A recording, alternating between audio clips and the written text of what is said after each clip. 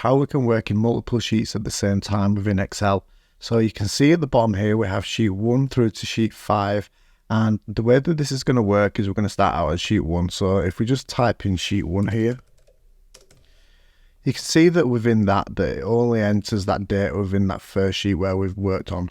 So if we want to start increasing this, what we can do is we can hold the control key and click into sheet 2 as well. You can see at the bottom here now that it's selected both sheet 1 and sheet 2.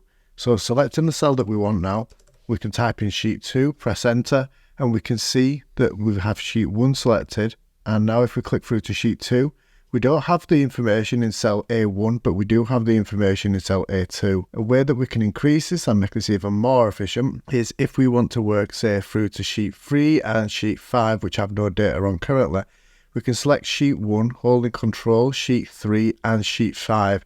So you can miss sheets or select what you need to do, and we can select and type in sheet 3 like so.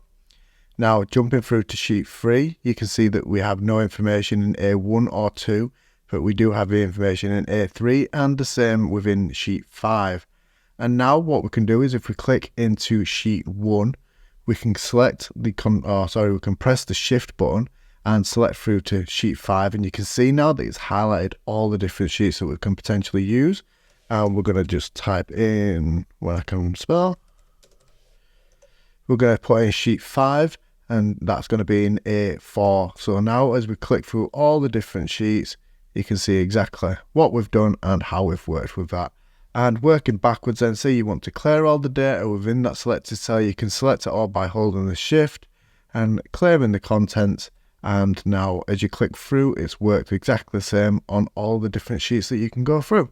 So hopefully that helps. If you have any questions, don't forget to leave a comment in the descriptions below, and I'll see you soon.